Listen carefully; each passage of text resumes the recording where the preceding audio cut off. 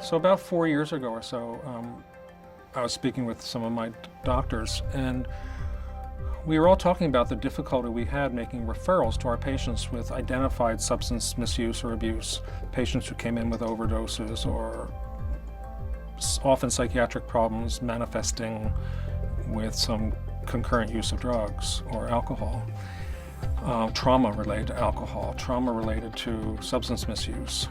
And we just said, what can we do about this? And we all scratched our head a bit. And I was attending a meeting at the state level and heard about SBIRT, that the state was applying for this federal grant to introduce and implement SBIRT in Vermont. And when I learned about what it was, I said, oh, that would fit the bill with us. And I sort of lobbied to get onto the grant as an ER demonstration site. And so that happened about 2.5 years or so, and we've had now 2 years under our belt with SBIRT as a demonstration project in the emergency department. So one of the first hurdles was getting our nurses to do the initial screening. So there's a fairly short screening tool, it's 6 questions, that touches on alcohol, frequency of use, amount of use, and whether you binge. And then a question about marijuana use, and then a fairly open-ended question about drug use, illicit drug use, and prescription drug misuse. And they fit in nicely into our triage scenario, and we actually eliminated a couple little unnecessary questions from other sectors to kind of fit it in.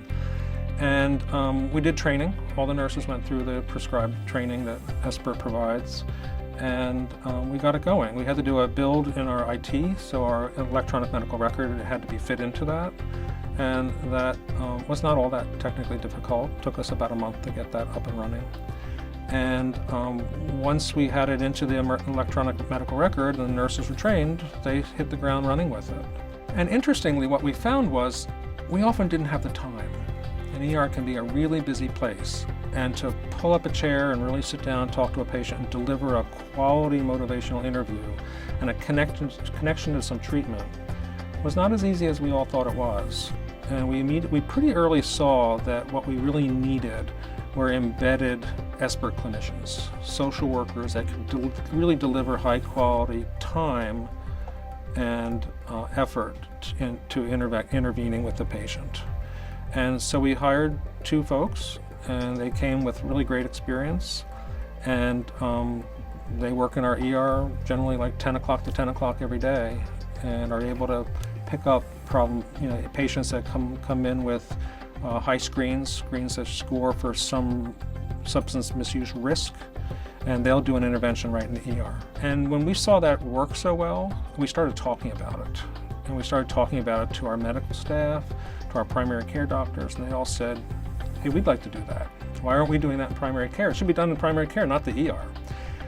And we agreed, and we're able to get some funding for 2 years to have social work SBIRT clinicians go into the medical practices, the primary care practices, and begin to teach the staffs there how to do the primary screening, how to do the secondary screens that do the risk stratification, and actually offer the brief interventions and the short-term treatments that can be done right there in the medical home. And so we've been able to now expand that through another grant to our women's health clinic.